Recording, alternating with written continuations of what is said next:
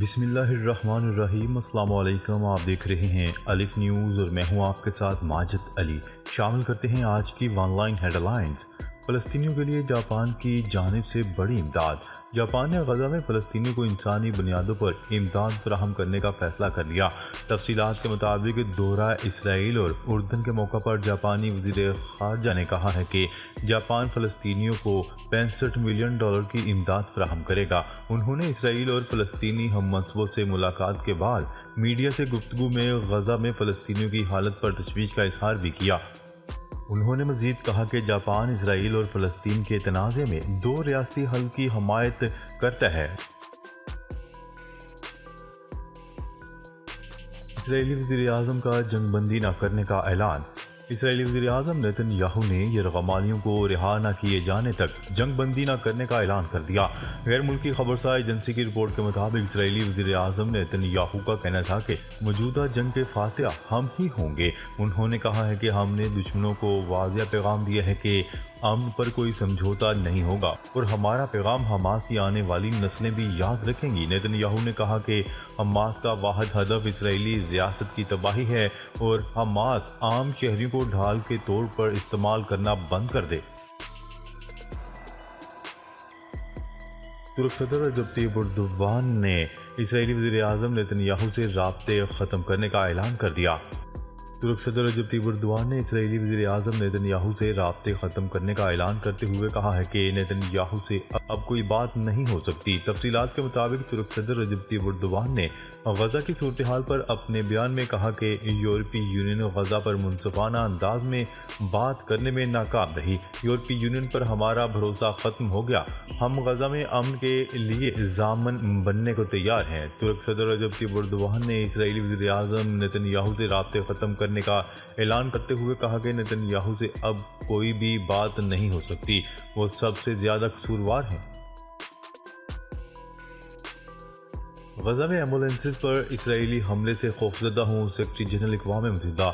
اقوام متحدہ کے سیکرٹری جنرل انٹونیو گوٹریس نے کہا ہے کہ غزہ میں الشفا ہسپتال کے قریب سڑکوں پر لاشوں کی تصاویر ہولناک ہیں۔ تفصیلات کے مطابق انٹونیو گوٹریس نے اپنے ایک بیان میں کہا ہے کہ غزہ میں الشفا ہسپتال کے سامنے ایمبولینسز پر حملے سے دہشت زدہ ہو گیا ہوں۔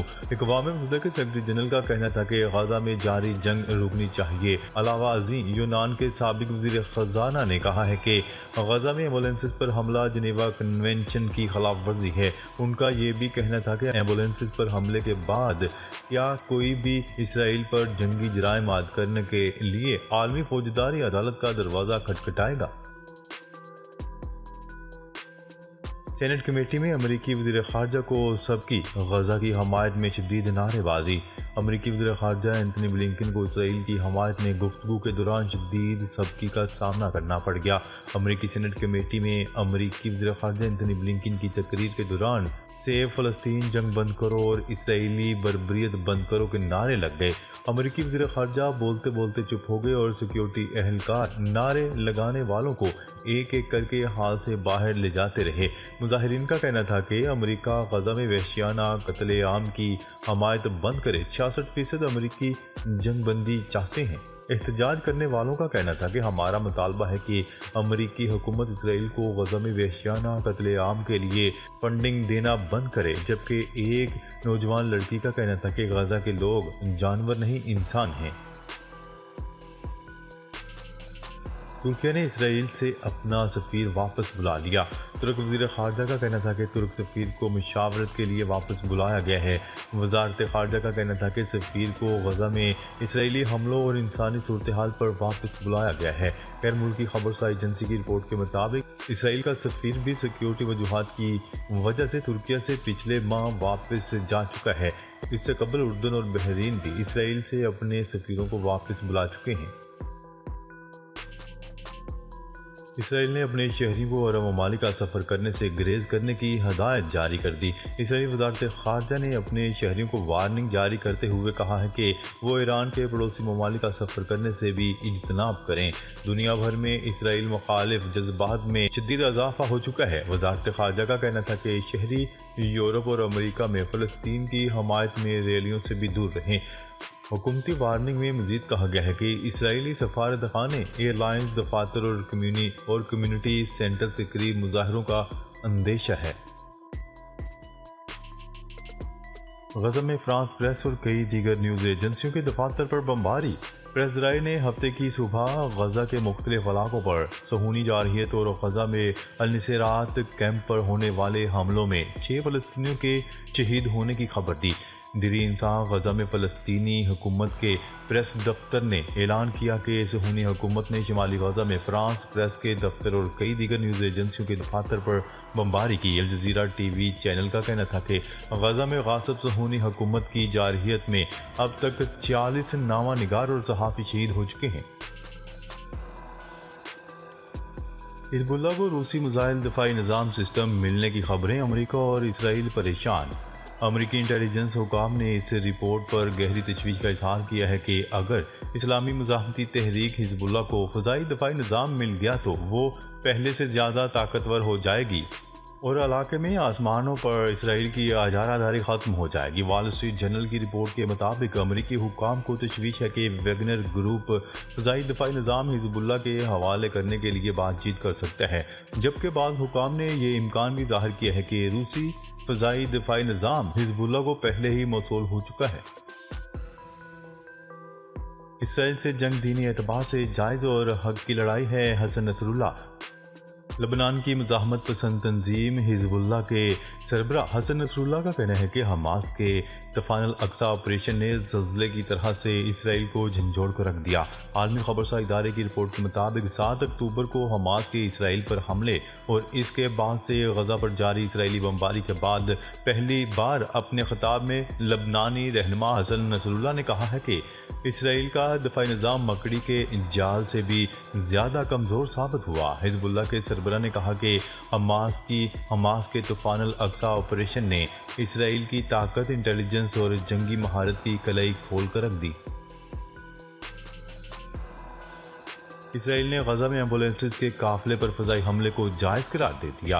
اسرائیل نے جمعے کی پہر غزہ کے الشفا ہسپتال کے باہر ایمبولینسز کے ایک قافلے پر فضائی حملے کو جائز قرار دے دیا ہے، جس میں بچوں، خواتین سمیت 70 سے زائد افراد شہید ہو گئے۔ اسرائیلی ڈیفنس فورسز نے فضائی حملے کے حق میں دعویٰ کیا ہے کہ یہ گاڑیاں حماس کے زیر استعمال تھیں اور یہ ایک جائز ہدف تھا۔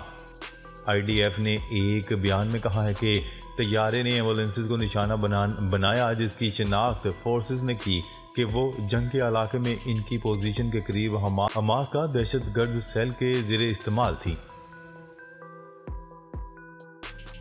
اسرائیل نے غزہ میں 25 فوجیوں کے مارے جانے کا اعتراف کر لیا۔ غیر ملکی خبرساز ایجنسی کی رپورٹ کے مطابق اسرائیلی فوج نے اعتراف کیا ہے کہ غزہ پٹی میں زمینی کارروائی کے دوران حماس کے خلاف جاری جنگ میں ان کے 25 فوجی مارے جا چکے ہیں۔ اسرائیلی فوج نے غزہ کی پٹی میں زمینی کارروائی کے دوران اپنے 260 فوجی اہلکاروں کے شدید زخمی ہونے کا بھی اعتراف کیا۔ ترجمان اسرائیلی فوج کے مطابق ان کی فضائیہ نے اپنے 150 پروازوں کی مدد سے غزہ کی پٹی سے اپنے زخمی فوجی اہلکاروں کو نکالا ہے۔ واضح ہے کہ غزہ میں اسرائیلی یرغمالیوں کی تعداد 241 تک پہنچ چکی ہے۔